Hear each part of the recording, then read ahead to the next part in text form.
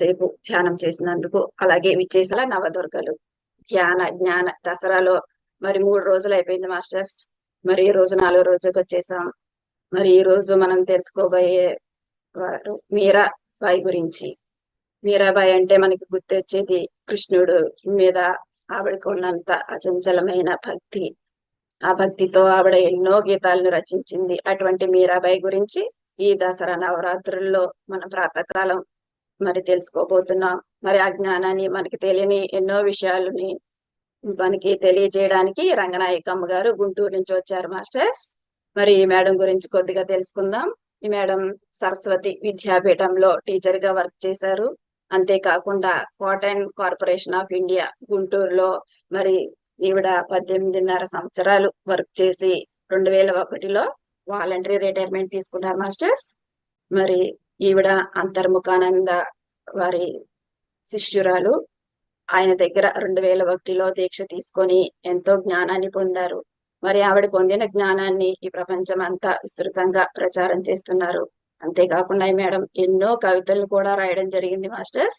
మరి అటువంటి great master ఈ రోజు మన పిఎంసి డిజిటల్ కి వచ్చారు. మేడం ని మనందరం సాదరంగా వెల్కమ్ చెప్పుకొని ఆవిడ ద్వారా జ్ఞానాన్ని తెలుసుకుందాం మాస్టర్స్. మీరాబాయి గురించి మనం తెలుసుకుందాం. మరి మేడం ని వెల్కమ్ చెప్పుకున్నాం. అమ్మా రెండు వెల్కమ్ అమ్మా. జై గురుదేవ్ అమ్మా. ధన్యవాదాలమ్మా.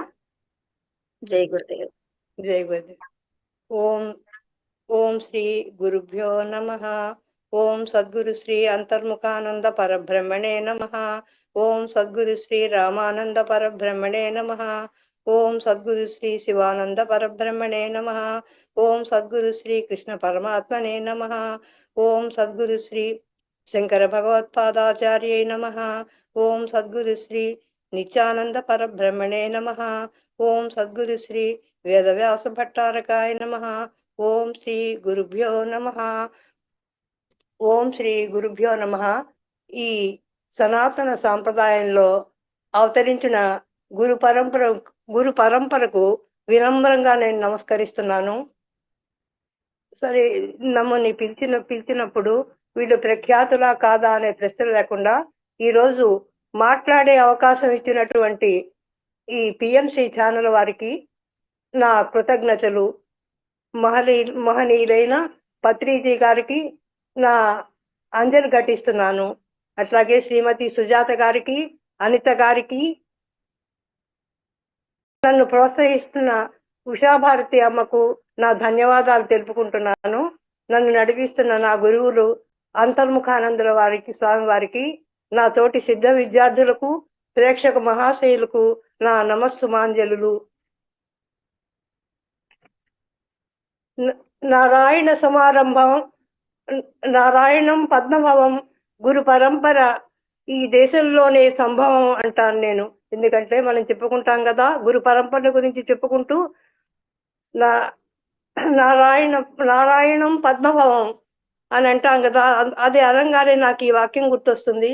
గురు పరంపర ఈ దేశంలోనే సంభవం అనేది. కాబట్టి జగద్గురువైన శ్రీకృష్ణునికి, తర్వాత సిద్ధ విద్యను మళ్ళీ ప్రచారంలోకి తీసుకొచ్చినటువంటి శ్రీ శ్రీ శ్రీ శివానందులకు, ఆంధ్రదేశంలో ఆ విద్యను ప్రచారంలోకి తెచ్చినటువంటి శ్రీ రామానందులకు నేను నమస్కరిస్తున్నాను. ఈ మహాగురువులైన రామానందుల ద్వారా అంతర్ముఖుల వంటి మహాగురువులు మాకు పరిచయం చేశారు. కాబట్టి రామానందులకి నేను వందనం చేస్తున్నాను, శివానందులకు నేను వందనం చేస్తున్నాను. అమృతమూర్తిగా స్ఫూర్తినిస్తున్న మా అంతర్ముఖ గురువులు వారి పాదాలకి నా వందనాలు. వారి వల్లనే ఈ సృష్టి పట్ల మా దృష్టి మారింది.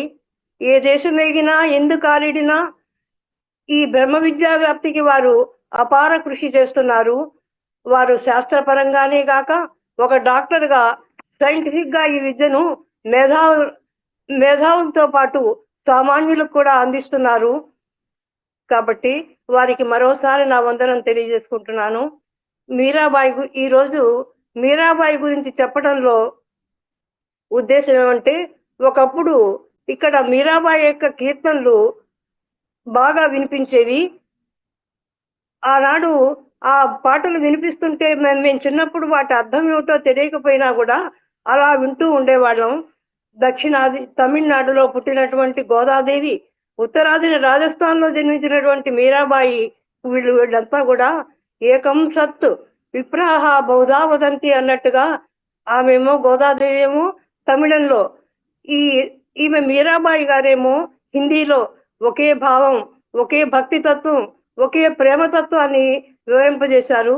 భాషలు వేరు భావం ఒక్కటే, భాషల తల్లి సంస్కృతి ఒకటే అన్నట్లు ఇలా ఒకే భారతీయ తత్వాన్ని వాళ్ళు వివరించారు.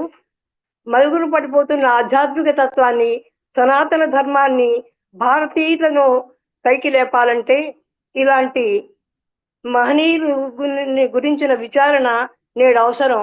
నిన్న పద్మశ్రీ గారు గోదాదేవి గురించి చాలా చక్కగా అద్భుతంగా వివరించారు. నేను నా స్థాయిలో మీరాబాయి గురించి తెలపడానికి ప్రయత్నిస్తాను. ఇప్పుడు మీరాబాయి జీవితం గురించి మనం తెలుసుకుందాము. మీరాబాయి ఎవరు అంటే, రాజస్థాన్కి చెందిన మీరాబాయి 16వ శతాబ్దంలో ప్రసిద్ధి పొందినటువంటి భక్త కవయిత్రి.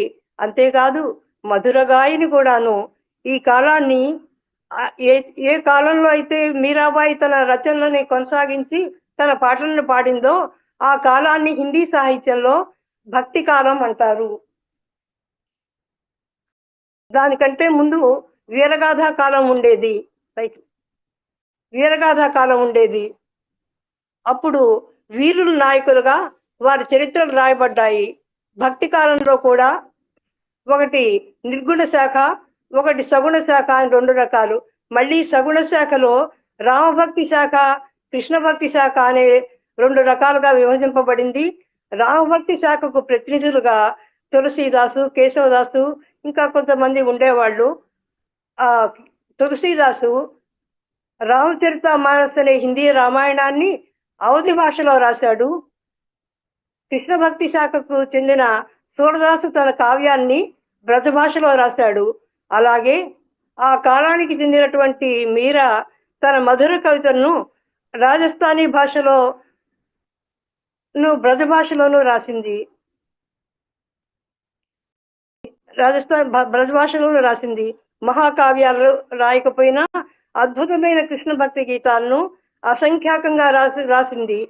సూరదాసు, తులసీదాసు, మీరాబాయి, కేశవదాసు వీళ్ళందరూ రాసింది హిందీ కవితలైనా వాటిని ఏమంటారంటే అవధి, భోజపురి, బ్రజ భాషల్లో మైథిలి మొదలైన పేర్లతో పిలుస్తారు.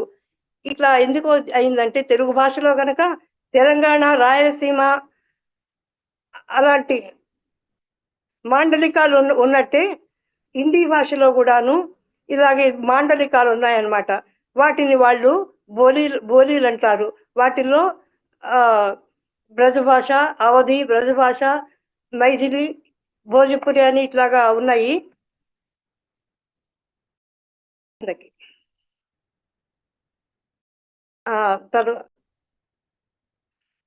మీరా మరి ఇట్లాగా కాబట్టి తర్వాత ఇప్పుడు ఇవాళ వాడుకలో ఉన్నటువంటి హిందీ భాషను ఏమంటారంటే, హిందీ భాషను ఏమంటారు అంటే ఖడీ బోలి అంటారు.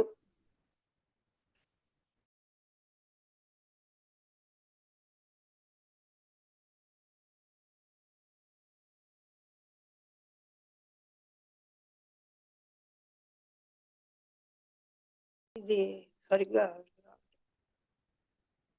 చాలా తిప్పేశారు వెనక్కి.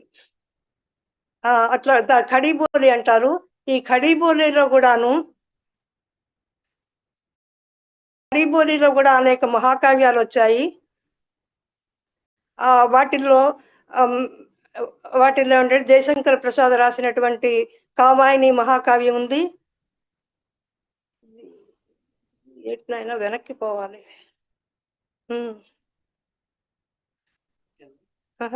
ఇంకా పైకి పోవాలి. ఇంకా కాబట్టి మీరా ఏమో అలాగే దాటిని బోలీలు అంటారని తెలుసుకున్నాం. ఇట్లాగా మీరాబాయి తన కవిత్వాన్ని రాజస్థానీ భాషలో బ్రజ్ భాషలో రాసింది. కాబట్టి కృష్ణ భక్తి గీతాలను అసంఖ్యాకంగా రాసింది. అట్లాగే మరి హిందీ భాషలో వీటిని బోలీలు అంటాం.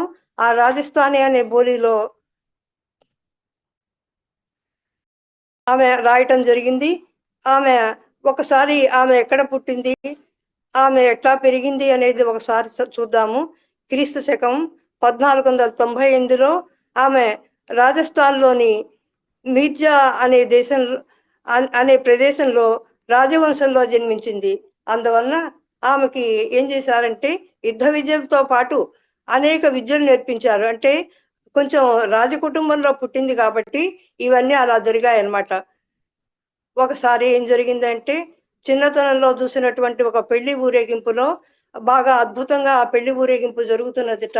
అందులో వరుణ్ణి ఒక పెద్ద రథంలో పెట్టి ఊరేగిస్తున్నారు. ఆ ఊరేగిస్తుంటే ఆ వేడుకను చూసి తల్లిని ఏమడిగింది అంటే, ఎందుకు ఇంత బాగా ఇది ఊరేగింపు జరుగుతున్నది, ఎవరిని ఊరేగిస్తారు అంటే, వరుణ్ణి అమ్మ పెళ్లి వేడుక జరుగుతున్నది, వరుణ్ణి ఊరేగిస్తారు అని చెప్పి తల్లి చెప్పింది. చెప్పినప్పుడు ఆవిడ అయితే మరి నాకు ఊరుడేడి అని చెప్పి ఆ బిడ్డ అడిగినప్పుడు ఆ తల్లి ఏం చేయాలో తెలియక ఒక శ్రీకృష్ణుని బొమ్మ తెచ్చి ఇచ్చి ఇతడే నీ వరుడు అని చెప్పిందిట. ఆ చిన్ననాటి నుండి ఆ కృష్ణుడి బొమ్మను భర్తగా భావిస్తూ వచ్చింది ఆమె. తర్వాత ఇక్కడ ఇంకో కథ కూడా చెప్తారు. మీరాబాయి ఇంటికి వచ్చినటువంటి ఒకానొక సాధువు ఆమెకి కృష్ణుడి బొమ్మనిచ్చి వెళ్ళాడని చెప్పి చెప్తారు.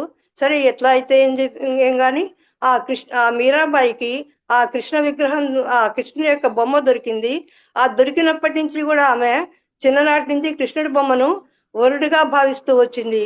అట్లాగే వరుడిగానే కాదు తన భర్తగా భావిస్తూ ఆరాధిస్తూ వచ్చింది. భవిష్యత్తులో మహాకృష్ణ భక్తురాలు కావటానికి ఇది ప్రాతిపదికైంది. తర్వాత కొన్ని రోజులకు ఆ రోజుల్లో చిన్నప్పుడే వివాహం చేయటం ఆచారం గనక ఆ వివాహం యొక్క టైం కూడా దగ్గరకు వచ్చింది.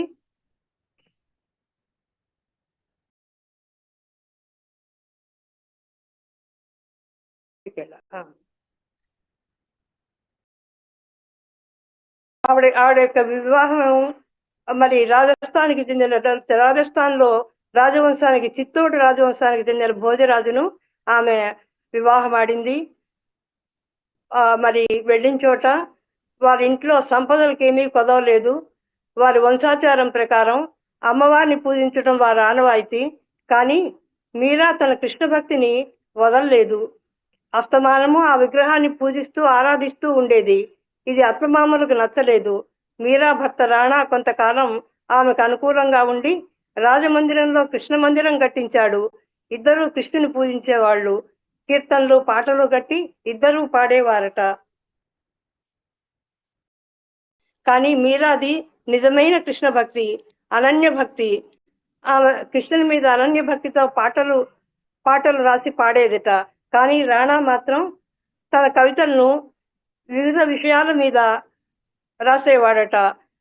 ఇలా కాలం జరుగుతూ ఉండగా కొన్నాళ్లకు మొఘలంతో యుద్ధం జరిగింది. ఆ యుద్ధంలో రాణా మరణించాట. అప్పుడు ఇది నిజంగానే జరగరాని విషయం జరిగింది. ఆ బంధువులందరూ కూడా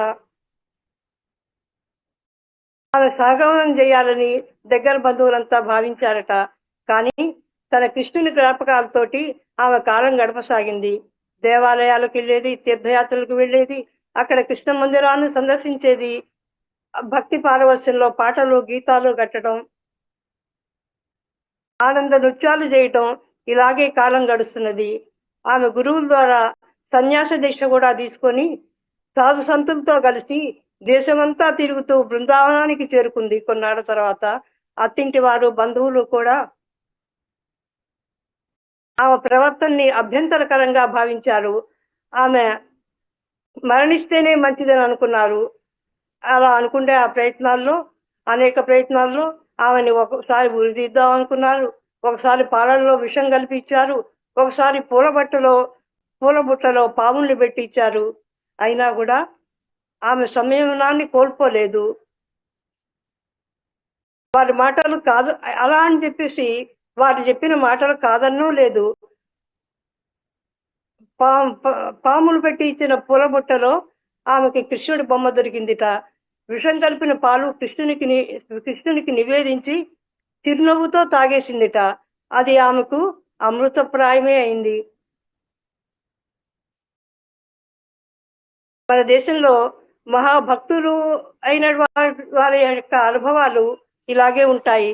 ప్రహ్లాదుడు ఏం చేశాడు?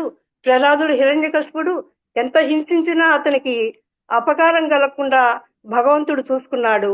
అలాగే మీరా కూడా భగవంతుడి మీద మనసు ఉంచింది. ఆమె యోగిని అని నా అభిప్రాయము. శరీర భావన ఉండదు, మరణ భయం ఉండదు, యోగస్థితి కలిగి మనసంతా భగవంతుడిదైనందున మీరాకు కవిత్వం ధారగా వచ్చింది. కృష్ణుని కోసమే సంగీతం కరతలామలకమైంది. చైతన్యం పొందిన ప్రాణశక్తి సహాయంతో నిర్మలము నిశ్చలము అయిన మనసు సహకారంతో శరీరం కూడా చైతన్య నృత్యాలు చేస్తుంది. అది మీరాబాయి విషయంలో జరిగింది. ఇట్టి విషాద స్థితిలోనూ ఆమె గద్దె కట్టి నాట్యం ఆడింది, గడం విప్పి పాట పాడింది. సామాన్యులు కొందరు తప్పు పట్టినా సాధు సంతుడైన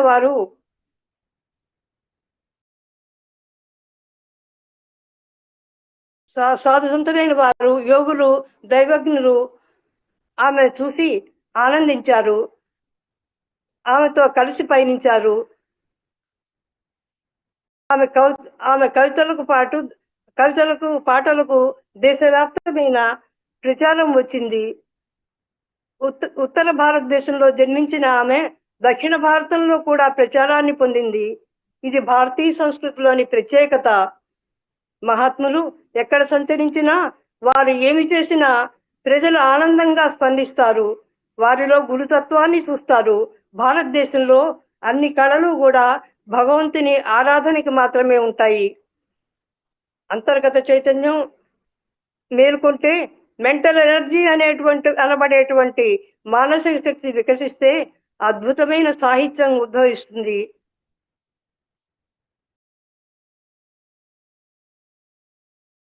నాను ఋషి కుడితే కావ్యం అంటారు.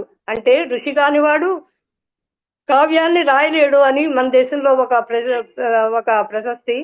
మహాకావ్యాలు, రామాయణ, భారతం వంటి కావ్యాలు కావ్యాలే కాదు, వాటిని ఒక రకంగా కావ్యాలు అంటారు, ఒక రకంగా ఇతిహాసాలు, పురాణాలన్నీ కూడా అంటారు. ఆ గ్రంథాలన్నీ కూడా ఇటువంటి వాళ్ళ యొక్క మానసిక ప్రజ్ఞ వికసించిన స్థితిలోనే, ఆ మానసిక స్థితిలోనే వ్రాయబడ్డాయి అన్నమాట. అలాగే మీరా భజన పాటలు కూడా ప్రజలు వారిలో దివ్య తేజాన్ని, దివ్య గానాన్ని చూస్తారు. ఆ కాలంలో పరిపాలించిన, ఇది ఇలా ఉండగా ఇంకేమిటంటే, ఆ కాలంలో పరిపాలించిన అక్బర్ చక్రవర్తి నాడే తన ఆస్థాన గాయకుడైన తాన్సేన్తో కలిసి మీరా దగ్గరకు వచ్చి పాదాలకు నమస్కరించి ఒక మహత్తరమైన రత్నహారాన్ని బహుకరించాట.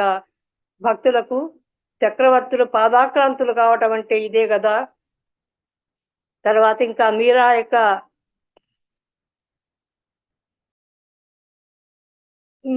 యొక్క ఇంకా విశేషాలు చూద్దాం. ఆమె మహాత్మురాలు కనుక ఆ కాలంలో ప్రసిద్ధి పొందిన, బృందావనంలోనూ ప్రసిద్ధి పొందిన రాధా గోస్వామి అనే ఒక గురువు గారు ఉండేవారట. మీరా ఆయన్ని ఒకసారి కలిసి ఆయనతో మాట్లాడాలనుకుంది. కానీ ఆయన ఘోటక బ్రహ్మచారిట. అందువల్ల ఆయన నేను స్త్రీలను చూడను అన్నట్ట. మీరా కబురు చేస్తేను. ఆయన గొప్పవాడే కావచ్చు, కానీ స్త్రీలలో కూడా భగవంతుడు ఉంటాడని భావించలేకపోయినాడు. అప్పుడు మీరా చెప్పింది, లోకంలో శ్రీకృష్ణుడు ఒక్కడే పురుషుడు, మిగతా వారంతా స్త్రీలే కదా, శ్రీకృష్ణుడు కాక మరో పురుషుడు ఉన్నాడా అని అడిగింది. ఆ ప్రశ్న విని గురువు గారికి తల తిరిగింది, జ్ఞానోదయం అయింది. అప్పుడు ఆయన సాధారణంగా మీరాను ఆహ్వానించాడట. మీరా యొక్క భక్తి తన్మయత్వం ఆయనకు అర్థమైంది. అప్పుడు వారిద్దరూ పరస్పరం ఒకరినొకరు గురువులుగా భావిస్తూ గౌరవించుకున్నారట. అంత పెద్ద గురువు అనిపించుకున్న ఆయనలోని లోపాన్ని మీరా పసిగట్టగలిగింది. అంతేకాదు సరిచేయగలిగింది. ఇక్కడ ఇంకో విషయం, మహాత్ముడైన రవిదాసు ఆయన గొప్ప గురువుగా దేశంలో ఉత్తరాదిని ముఖ్యంగా భావిస్తారు. ఆయనకి మీరా శిష్యురాలైందని చెప్పి అందరూ చెప్పుకుంటారు. మొత్తం మీద చెప్పాలంటే ఆమె మీరా యొక్క డివోషన్, భక్తి, ఇంగ్లీష్లో ఏమంటాం, డివోషన్ కదా అంటాం. ఆ డివోషన్ ఒక మహా ఓషన్. అది దానివల్ల కదులుతుంది ఈ నేషన్ అని చెప్పి నేను అంటాను. తర్వాత మీరా ఆత్మ సాక్షాత్కారం ఏమంటే, ఇంత గొప్ప చరిత్ర కలిగిన మీరాబాయిని బంధువులు వేధిస్తూ ఉండేవాడుట. పుట్టింటి వాళ్ళు కూడా నిరాకరించారట. తన కృష్ణునితోటి మాట్లాడుతూ ఉన్న సమయంలో మీరాను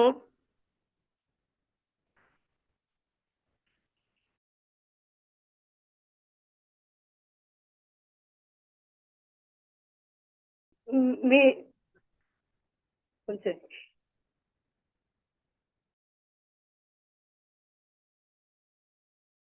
మీరా ఎవరో పరపురుషుడితో మాట్లాడుతున్నదని అనుమానించాట ఆమె మరిది. ఎందుకంటే భర్త చనిపోయిన తర్వాత ఆ రాజవంశంలో మరిది మిగిలాడు. ఈవిడ ఏదో రాత్రిపూట ఆ కృష్ణ విగ్రహంతో మాట్లాడితే ఆవిడ పరపురుషుడితో మాట్లాడుతున్నదని చెప్పి ఆయన అవమానించాడు. అవమానిస్తే ఆయన ఏదో అనేక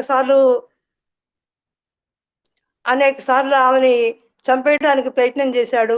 ఆ ప్రయత్నాలన్నీ కూడా విఫలమైనాయి కాబట్టి చివరిసారిగా ఒక ఆజ్ఞను జారీ చేశాట. ఏమని, నువ్వు నీటిలో మునిగి నీ అంతటి నువ్వు మరణించు అని చెప్పి కోరాట. ఆ మరి ఒకళ్ళ మాటను కూడా ఆమె తిరస్కరించలేదు. ఆయన గారు చెప్పినట్లుగా ఆ ప్రకారంగానే ఆమె ప్రవహిస్తున్న నదిలో దూకింది. కానీ ఆ నదిలో దూకేటప్పుడు కూడా కృష్ణుని గురించి పాడుకుంటూనే తన ప్రాణం పోతుందన్న స్థితిలో కూడా ఆయన కృష్ణుడినే తలుచుకుంటూ ఉండేదిట. అలాగా ఇంకా కొద్దిసేపట్లో ప్రాణం పోవటం ఖాయం అనుకున్న దశలో గోపాలుడు అంటే కృష్ణుడు ఆమెకు చెయ్యందించాడట. ఈ విధంగా తర్వాత తనలోనే లీలం చేసుకున్నాడట. ఇంకా అలాగ పాడుకుంటూనే ఆ కృష్ణుడి గురించి ఆనంద నృత్యాలు చేస్తూనే మీరా ఆయనతో ఐక్యమైపోయింది. అదే గోదాదేవి రంగనాథుడితో లీనమైనట్టుగా మీరా కృష్ణుడిలోనూ లీనమైపోయింది. ఆమె మనసులో ఎప్పుడూ కృష్ణుడే ఉన్నాడు. ఆమె మాటలో పాటలో అడుగడుగున అణువణువున కృష్ణ మాధుర్యమే ఉండేది. మీరాబాయికి తర్వాత మరి ఇంత గొప్పదైన మీరాబాయిని మరి మన దేశంలో అందరూ గుర్తించాలి కదా. మీరా పేరున తమిళం, హిందీ భాషల్లో సినిమాలు తీయబడ్డాయి. మనకు తెలిసిన మరో మధుర గాయని ఎంఎస్ సుబ్బలక్ష్మి ఆ సినిమాలో నాయికగా, హీరోయిన్గా మీరా పాత్రను నటించింది. అంతేకాదు ఆ పాత్రలో జీవించింది కూడాను. ఈ విధంగా మీరాబాయికి సినిమా ద్వారా గుర్తింపు వచ్చింది. తర్వాత 2009-10 సంవత్సరాల్లో మీరాబాయి పేరుతో టీవీ సీరియల్ వచ్చింది. 2 అక్టోబర్ 2011లో లవర్స్ మ్యూజిక్ ఆల్బమ్ అనే మీరామహల్ మ్యూజియంలో శిల్పాలు, చిత్రాలతో పాటు మీరాబాయి జీవిత కథ కూడా చెప్పబడింది. తర్వాత 1952 అక్టోబర్ 1న కబీర్ దాసు, తులసీదాసు, సూరదాసు, ఘనానంద, నాందాసులతో పాటు మీరాబాయిని కూడా కలిపి ఈ 6గురికి తపాలా శాఖ వారు వీళ్ళ 6గురి పేరున ఒక స్టాంపు విడుదల చేశారట. మరి మీరాబాయిని ఎందుకు తీసుకున్నారు అంటే, భారతీయ సాహిత్యానికి, సంగీతానికి, మరి కృష్ణ భక్తి పరంపరలో ఆమె చేసిన అపూర్వ కృషికి గౌరవార్థంగా ఈ స్టాంపు ముద్రించబడింది. ఈ స్టాంపులో మీరాబాయి తన పట్టు వస్త్రాలతో, వీణతో కృష్ణుడి పట్ల తన భక్తిని వ్యక్తం చేస్తూ కనపడుతుంది. మీరాబాయి భారతీయులకు చిరస్మరణీయురాలు.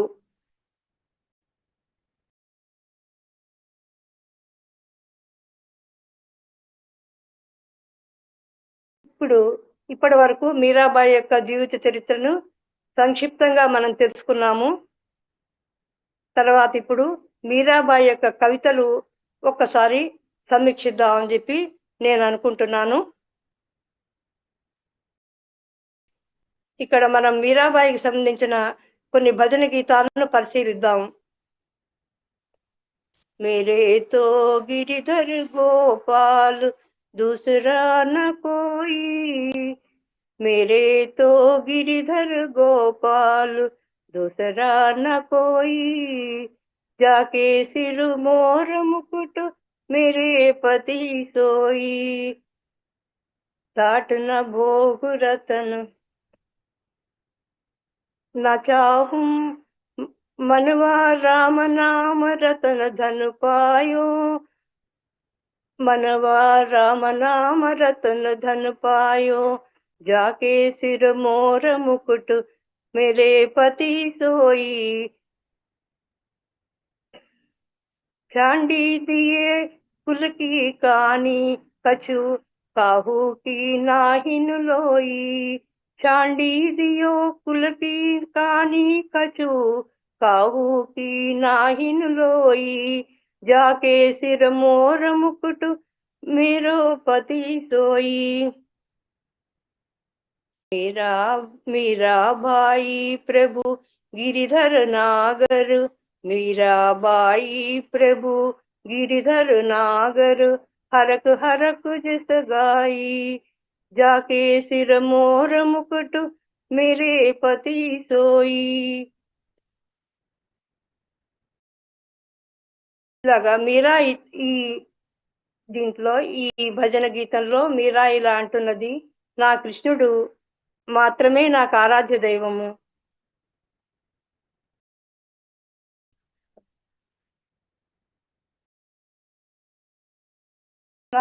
నా కృష్ణుడు మాత్రమే నాకు ఆరాధ్య దైవము.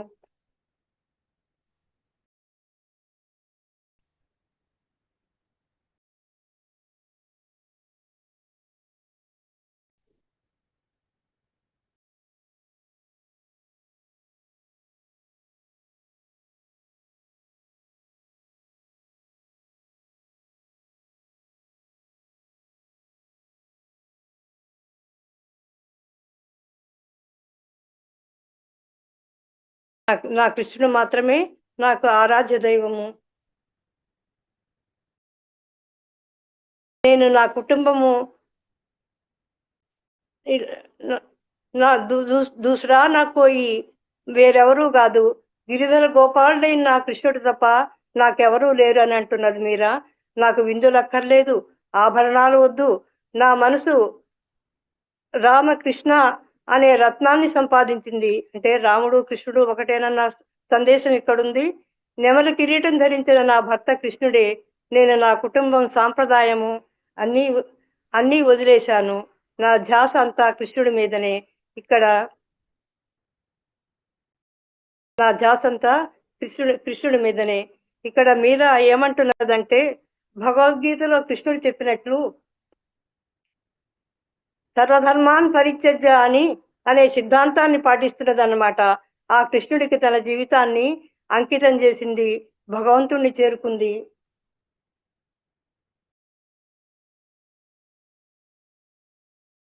ఇలాగా మీరా గురించి ఇంకా ఎన్నో భజన గీతాలు ఉన్నాయి.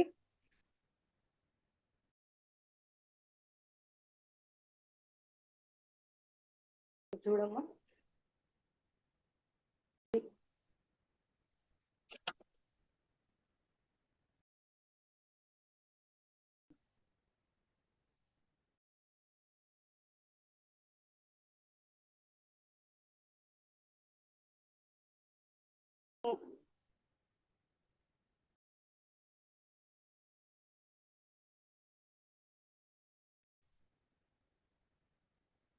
గురించి ఎన్నో భజన గీతాలు ఉన్నాయి. వాటన్నిటినీ కూడా పైకి पग घुंघरू बांध मीरा नाची रे, मैं तो नारायण की हो गई आपकी दासी रे, लोग कहे मीराबाई बावरी सास कहे कुल नासी रे, विष का प्याला राणा जी ने भेजा, पीवत मीरा हासी रे। लोग कहे मीरा बाई बावरी, सास कहे कुल नासी रे, विष का प्याला राणा जी ने भेजा, पीवत मीरा हासी रे। मीरा के प्रभु गिरिधर गोपाल, मीरा के प्रभु गिरिधर नागर, सहज मिले అవినాశీ రే. పదాలకు గజ్జలు కట్టుకుని మీరా ఆడింది, ఇలా పాడింది: నేను నారాయణునికి దాసి అయిపోయాను. పదాలకు గజ్జలు కట్టుకొని ఆడాను, ప్రజలు మీరా పిచ్చిదంటారు. నా అత్త అంటుంది కులనాశి అని, అంటే కులాన్ని చెరిపిందాన్నని. అయినా మీరా పాదాలకు గజ్జలు కట్టుగా ఆడింది. రాణాజీ కప్పులో విషం పంపించారు, దాన్ని తాగిన మీరా నవ్వింది, పాదాలకు గజ్జలు కట్టుకు ఆడింది. ఇది మీరా యొక్క ఆ మానసిక పరిస్థితిని ఏదైతే ఉందో అది తన పాటల్లో, భజన గీతాల్లో ఆమె నిరభ్యంతరంగా రాసిందనమాట. మీరా ప్రభు గిరిధరుడు, నాగరుడు, నగరవాసి. ఇక్కడ నా వ్యాఖ్య ఏమంటే, ప్రపంచంలోని వస్తువులన్నీ నాశనమయ్యేవే, అవినాశిగా ఉండేవాడు భగవంతుడు మాత్రమే. బ్రహ్మ సత్యం, జగన్మిథ్య అని శంకరాచార్యుల వారు చెప్పినటువంటి తత్వాన్ని మీరా కూడా చెబుతోందని చెప్పి ఇక్కడ నా ఉద్దేశం అన్నమాట.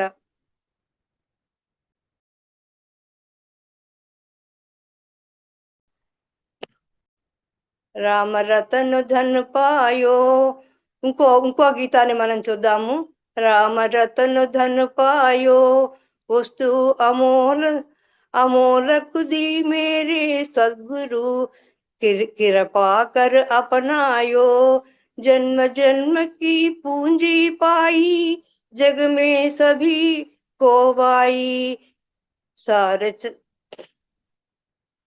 खर्च न कोई चोर न लेवे, दिन दिन बढ़त सवायो, जन्म जन्म की पूंजी पाई, जग में सभी को आई, खर्च न कोई चोर न लेवे, दिन दिन बढ़त कवाई, सत की नाव खेवटिया सद्गुरु, भवसागर तरह आयो,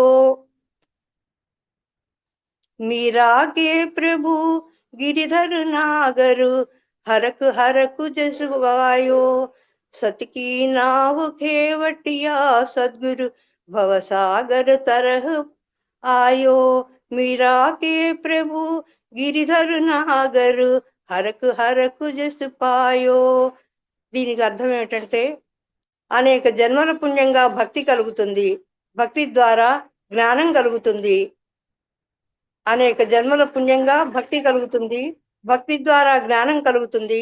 జ్ఞాని భగవంతుని విభూతిని గాక భగవంతుని కోరుకుంటాడు. అందుకే మీరా అంటుంది రామరత్న ధన పాయో అని. ఈ రామరత్నం వంటి దాన్ని ఇతరులు పొందలేరు.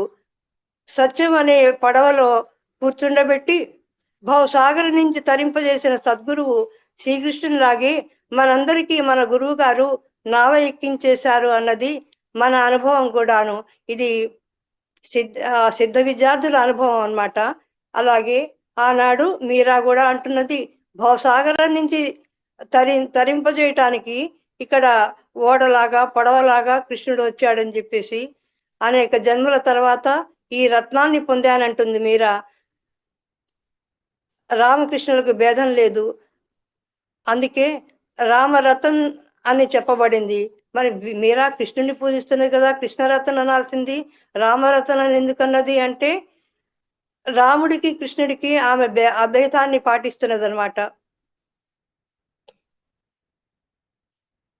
తర్వాత ఇంకా మీరా గీతాల్ని ఇంకా కొన్ని మనం పరిశీలిద్దాము.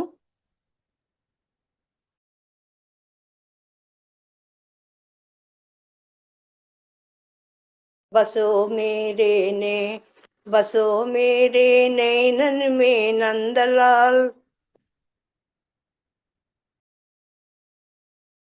बसो मेरे नैनन में नंदलाल मोर मुकुट कटी काचनी सुहे सुहे नीला जलाल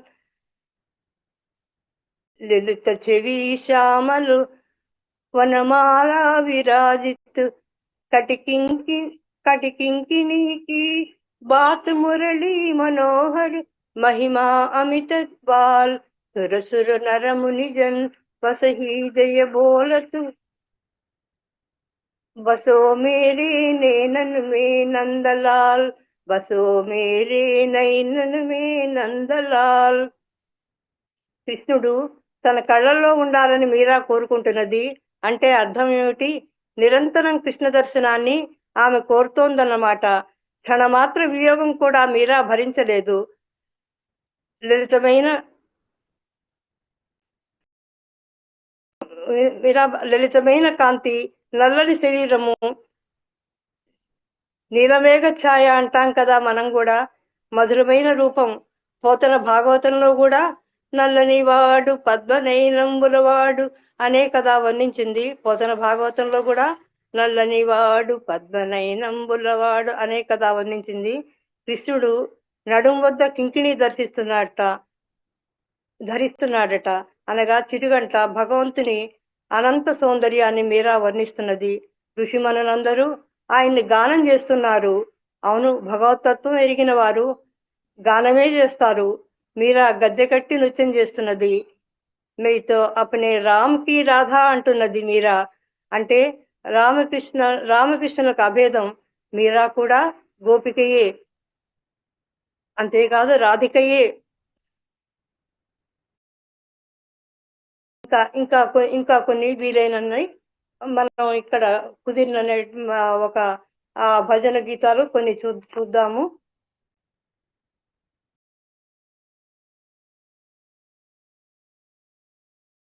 अरे मैं तो प्रेम दीवानी अरे मैं तो प्रेम दीवानी मेरा दर्द न जाने कोई गली गली हरि गुण गाऊं लोग कहे मीरा हो गई बावरी वो सोई तो गिरधर नागर मेरे तो गिरधर नागर दूसरा न कोई जाके सिर मोर मुकुट मेरे पति सोई.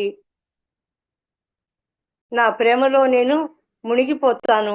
నేను ప్రతిసారి కూడాను ఆ వీధుల్లో తిరుగుతూ హరి యొక్క గుణగణాలు నేను పాడతాను. నాకు నాగరుడైన గిరిధరుడే నాకు భర్త అవుతాడు. అతనిపైనే అతని తలపై ఎవరైతే కిరీటం ధరించి నెవలపించం ధరించాడో అతనే నా భర్త అని చెప్పి మీరా పదే పదే చెప్తున్నది. మోహిని మూర్తి నైనా బనే ఇంకో గీతము. మోహిని మూర్తి నైనా బనే విశాల్ జోగియా వసనతను మోహిని మూర్తి నైనా బనే విశాల్ జోగియా బసనతన్ శిర ముకుట విరాజే కుండలు మకరాకృతి కానన్ కటికింకిణి బజతి బారంబార్ గలవై జయంతి మాలా हंसते मोर मुकुट सिर सोहे मुरली मधुर बजाई कटिकंकिणी बजती बारांबर गलवै जयंती माला हसत मोर मुकुट सिर सोहे मुरली मधुर बजाई मीरा प्रभु चरण की दासी अविलंबी भई कन्हाई. ఇక్కడ విశాలమైన నయనాలు, యోగి వేషంలో ఉన్నట్ట, తలపై కిరీటం మెరుస్తోంది, చెవులకు మకర కుండలు మకరాకృతి అంటారు. భారతీయ భాషలన్నీ సంస్కృతం నుంచి వచ్చినవే కనుక అనేక సంస్కృత శబ్దాలు తెలుగు హిందీ భాషల్లో సమాన రూపంలో మనకు కనపడతాయి. తలపైన నెమలి పింఛము, మెడలో అలంకారంగా వైజయంతి మాల, తీయగా మురళి మోగటం, మీరా కూడా గోపికయే కనుక మురళీ గానానికి మురిసిపోతోంది. తలపైన నెమలిపించము, మెడలో అలంకారంగా వైజయంతి మాల, తీయగా మురళీ మోగటము. మీరా కూడా గోపికయే కనుక మురళీ గానానికి మురిసిపోతోంది.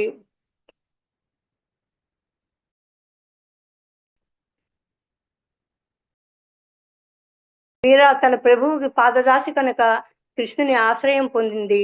ఇక్కడ నేను అంటాను, పాదదాసి కావటం అనేది పరమ వైభవ స్థితి. శ్రీదేవి కూడా విష్ణు యొక్క పాదాల చెంతనే ఉంటుంది.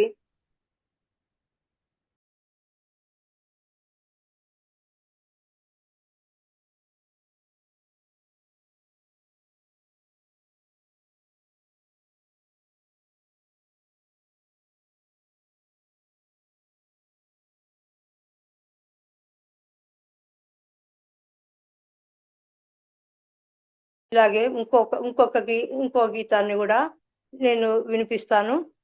నందనందన్ దిన్ పర్ బ్రज में घेरत गोपाल, बसी बजावत मधुर सुर नाचती अति रसाल, चरण कमल लगावत सिर जय जयकार, गोपीनाद संग रचावत हसती मोहिनी लाल. नंदनंदन दिन पर ब्रज में घेरत गोपाल, बसी बजावत मधुर सुर नाचती अति रसाल, दर्शन कर अनमोल भयो पापन काल, मीरा चरणन लग्यो छुतयो जन्म जंजाल, दर्शन कर अनमोल भयो पापन काल, मीरा चरणन लग्यो సుతయో జన్మ జంజాళ్. నందనందన్ దిన్ అంటే ఇక్కడ నందనందన్ దిన్ అంటున్నారు, ప్రయోగం చేసింది మీరాబాయి. అది ఒక పర్వదినంట. అందుకే గోపాలులంతా కృష్ణుణ్ణి చుట్టుముట్టారు. ఘేరత్ అని ఘేరత్ అంటే వాళ్ళంతా కూడా చుట్టుముట్టారని. ఇలా చుట్టుముట్టడాన్ని మన తెలుగు పేపర్లో కూడా చూస్తున్నాం. ఫలానా వాళ్ళని ఘెరావు చేశారని చెప్పేసి. ఇక్కడ వంశీ అనే ప్రయోగాన్ని కూడా మీరాబాయి చేసింది. వంశీ అంటే వంశీ అనే మురడి అన్నమాట. మరి భాషాశాస్త్ర నియమాల ప్రకారం అక్కడ వంశీ శబ్దం వంశీగా మారిపోయింది. అంటే బా అవుతుంది అనేది ఒక భాషాశాస్త్రంలో ఒక నియమం అన్నమాట. అందుకే పూర్వకాలంలో మనం వంగదేశం అనేవాళ్ళం, ఇప్పుడు దాన్ని బెంగాల్ అంటున్నాం. బా అయినటువంటి నియమానికి అనుకూలంగానే ఇవన్నీ జరిగినాయి. వంశీ అట్లాగే కాబట్టి వంశీ వాయిస్తూ ఆయన నాట్యం చేస్తున్నాడు. కృష్ణుడు నాట్యం చేస్తున్నట్ట. అది గోపికలతో పాటు రసమయంగా ఇది రాసలీల, అది దివ్య భూమిక. ఆ దివ్య భూమికలోని ఒక గోపిక, ఒక రాధిక, ఒక మీరా ఉంటారు. ఈ రాసలీల అనే దివ్య భూమికలో ఒక గోపిక, ఒక రాధిక, ఒక మీరా ఉంటారు. అది రసానందము, దివ్యానుభూతి. అట్టి స్థితి మీరా దర్శించింది.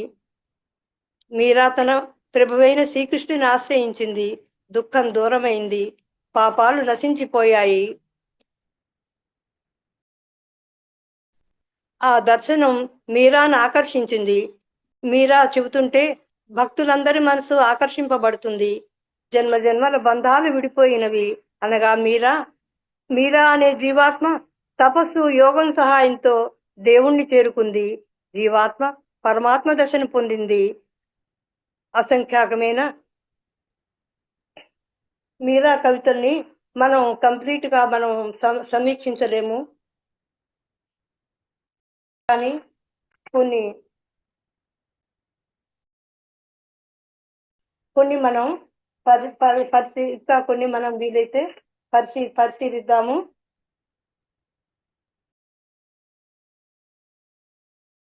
తర్వాత ఒకనొక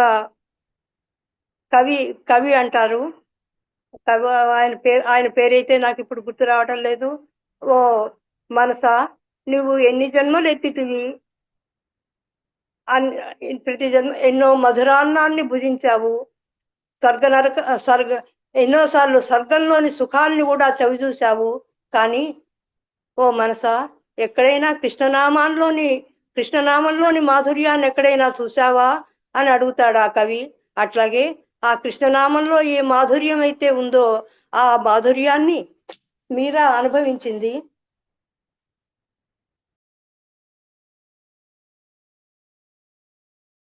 ఆ మాధుర్యాన్ని మీరా అనుభవించి తన పాటల ద్వారా భజన ద్వారా మనకు అందజేసింది. ఇక్కడ ఇవన్నీ చూసిన తర్వాత చక్కగా మరి ఆ మరి సంస్కృత ఈ మీరా కవితలు ఎటువంటి భావాన్ని వ్యక్తం పరిచాయో అట్లాంటి సంస్కృత శ్లోకమే ఒకటి నాకు గుర్తొస్తున్నది.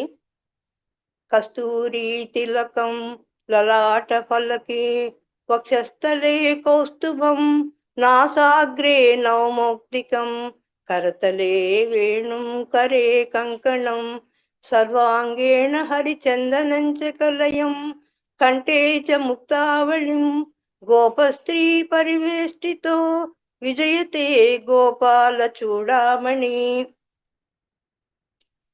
ఇక్కడ కూడా ఆ కృష్ణుని యొక్క సౌందర్యం, అది దేశీయమైనటువంటి అలంకరణతో కూడిన సౌందర్యాన్ని ఈ సంస్కృత శ్లోకంలో వివరిస్తున్నారనమాట.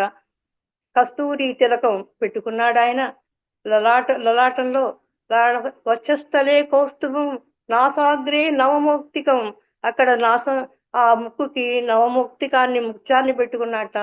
కరతలే వేణు, ఆ ఆ చేతిలో వేణువు, కరే కంకణాలు కూడా పెట్టుకున్నాడు. ఇదంతా కూడా భారతదేశం యొక్క అలంకారము. ఇట్లా ఈ ఈ తత్వాన్ని కరే కంకణం తర్వాత ఒళ్ళంతా హరిచందనం పూసుకున్నట్ట. గోపస్త్రీ పరివేష్టితో విజయితే గోపాల చూడామణి అన్నట్టుగా చుట్టూతా కూడా గోపికలతోటి పరివేష్టింపబడి ఆయన ఉన్నట్ట. ఇట్లాంటి ఈ తత్వం ఏదైతే ఈ శ్లోకంలో వివరించిన తత్వం ఏదైతే ఉందో మీరా యొక్క ప్రతి కవితలోను ప్రతి భజనలోనూ కూడా మనకి తత్వం కనపడుతుంది. అసంఖ్యాకమైన మీరా కవితల్ని మనం సమీక్షించలేము. ఆమె ప్రహ్లాదుని వలె ధైర్యంతో కష్టాన్ని ఎదుర్కొంది, సమాజాన్ని ఎదుర్కొంది. భక్తిపరమైన నృత్యగానాలతో ఆమె ముందుకు సాగిపోయింది. ఇక్కడ జయదేవుడు అనే ఆయన సంస్కృత కవి, అన్నమయ్య తెలుగు కవి, త్యాగరాజు, చైతన్య మహాప్రభువు మొదలైన వారంతా కూడా మనకి గుర్తొస్తారు. వారంతా భగవతత్వాన్ని గ్రహించారు, మధుర గీతాలు రాసి గానం చేశారు. ఆ కోవకే చెందినటువంటి మీరాబాయి కూడా ఆమె చిరస్మరణీయురాలు. మీరాబాయి మీద చిన్న కవితతో నేను ఈ సమీక్షను ముగిస్తాను. అమ్మా నీది చిన్మయ గానం, అమ్మా నీది తన్మయ నృత్యం, అమ్మా నీది చిన్మయ గానం, అమ్మా నీది తన్మయ నృత్యం. బృందావనంలో మరో గోపికవు, రాశీభూత రసస్వరూపిణి రాధికవు. అమ్మా నీది చిన్మయ గానం, అమ్మా నీది తన్మయ నృత్యం. బృందావనంలో మరో గోపికవు, రాశీభూత రసస్వరూపిణి రాధికవు. పరమేశ్వరుని పరాప్రకృతివి, మనసును నిలిచిన మధురాకృతివి. పరమేశ్వరుని పరాప్రకృతివి, మనసును నిలిచిన మధురాకృతివి. వందనమమ్మా శ్రీకృష్ణుని మీరా, వందనమమ్మా శ్రీకృష్ణుని మీరా. చిదాకాశ విహారిణి అభినవతార, చిదాకాశ విహారిణి అభినవతార. ఇట్లా ఇంతటి నేను ముగిస్తున్నాను. అందరికీ కూడా ధన్యవాదాలు తెలుపుకుంటున్నాను. ఏదో అంటారు, మూకం కరోతి వాచాలం పంగులు లంఘయితే గిరిం అన్నట్టుగా మా గురువు గారు పలికించిన విధంగా పలకటానికి నేను ప్రయత్నం చేశాను. దాంట్లో ఎంతవరకు నేను సక్సెస్ అయినాననేది ప్రేక్షకులు నిర్ణయించాలి. జై గురుదేవ్. జై గురుదేవ్ అమ్మా. థ్యాంక్ యూ సో మచ్ అమ్మా. ఎంతో చక్కగా మీరాబాయి యొక్క గానాన్ని మాకు వినిపించారు. చాలా చక్కగా ఉందమ్మా. వందనం వందనం, నిజంగా వందనాలు చెప్పుకోవాలి ఆమె గానానికి, ఆమె మధుర భక్తికి. మీకు కూడా వందనాలు చెప్పుకోవాలమ్మా. ఎంతో చక్కగా ఉదయాన్నే మాకు ధ్యానంతో పాటు జ్ఞానం చేశారు మాతో పాటు. అలాగే ఇంతటి చక్కటి జ్ఞానాన్ని అందించారు మీరాబాయి గురించి. వేల వేల ఆత్మ ప్రణామాలమ్మా మీకు కూడా. అమ్మా అందరికీ కూడా నమస్కరిస్తూ నేను ముగిస్తున్నాను. మాస్టర్స్ ఎవరైనా మేడంతో మాట్లాడాలంటే మాట్లాడండి, హ్యాండ్ రైట్ చేయండి. సార్ మాట్లాడండి సార్. అన్మ్యూట్ చేసుకోండి. Hi madam, good morning madam. నా పేరు గుడ్ మార్నింగ్ అండి. నా పేరు చలపత్ర మాచల్ నుంచి మాట్లాడుతున్నానండి. ముందుగా ఈ విశ్వాన్ని సృష్టించిన పరమాత్మకు, నాకు జన్మనిచ్చిన తల్లిదండ్రులకు, అందరి గురు జగద్గురు బ్రహ్మర్షి పితామహ పత్రిజీ గారికి, శ్రీమతి స్వర్ణమాల పత్రిజీ గారికి, ఈ జూమ్ మీటింగ్ అటెండ్ అయిన ప్రతి ఒక్కరికి పేరు పేరున నా యొక్క ఆత్మ ప్రణామములు తెలుపుతున్నానండి. ఈ రోజు రంగనాయకమ్మ తల్లి గారు చెప్పినటువంటి మీరాబాయి జీవిత చరిత్ర గాని, గానం గాని చాలా సూపర్ గా ఉందండి. మా లాంటి వ్యక్తులకు తెలియకపోయినా ఇవాళ తెలుసుకునే భాగ్యాన్ని మేము రంగనాయకమ్మ మేడం గారి చేత మేము పొందటం జరిగిందండి. Thank you madam, thank you. నమస్కారం అండి. మీ అందరి ప్రోత్సాహంతో నేను ఈ సమీక్ష చేయగలిగాను. ధన్యవాదాలండి. Thank you sir. అమ్మ హిందీలో ఎంఏ చేశారు. 72 ఏళ్ల వయసులో మనకి ఇంత చక్కగా 20 ఏళ్ల బాలికగా మనకి చక్కగా గానాన్ని అందించారు. థ్యాంక్ యూ అమ్మా, thank you so much. Thank you అమ్మా. Okay masters, thank you. Okay masters, మరి ఇంత చక్కగా మరి 4వ రోజు మరి మనం చక్కగా జ్ఞానాన్ని తీసుకుందాం. రేపు ఇంకొక యోగితో మళ్ళీ కలుసుకుందాం మాస్టర్స్. మరి ఈ వీడియోని అందరూ లైక్ చేద్దాం, షేర్ చేద్దాం, అందరికీ పంచుదాం మాస్టర్స్. మరి మళ్ళీ 11 గంటలకి జాయిన్ అవుదాం. ఈ రోజు నుంచి 3 days మనకి స్వాధ్యాయ యోగం ఉంటుంది మాస్టర్స్. 11 గంటలకి అందరూ జాయిన్ అవ్వండి. అందరికీ ఈ విషయం తెలియజేయండి. 11 గంటలకి అనిత మేడం మనకి శ్రీకృష్ణామృతం అనే పుస్తకంలోని జ్ఞానాన్ని అందిస్తారు. 3 రోజులు ఉంటుంది. 11 to 12 స్వాధ్యాయ యోగం. మరి ఇంతసేపు మనం ధ్యానం చేసుకున్నాం, జ్ఞానాన్ని పొందాం, అలాగే స్వాధ్యాయం కూడా మనం ఈరోజు చక్కగా విందాం మాస్టర్స్. మరి పిఎంసి డిజిటల్ అందరూ లైక్ చేయండి, షేర్ చేయండి. వాట్సాప్ లో లింక్ పెట్టడం జరిగింది మాస్టర్స్. ఎవరైనా కొత్తగా వచ్చిన వాళ్ళు ఉంటే వాట్సాప్ లో జాయిన్ అవ్వండి మాస్టర్స్. మరి ఎన్నో విషయాలను మనం జ్ఞానాన్ని తెలుసుకుందాం మాస్టర్స్. సర్వే జన సుఖినో భవంతు, లోకా సమస్త సుఖినో భవంతు. కోటి స్మరణిషు.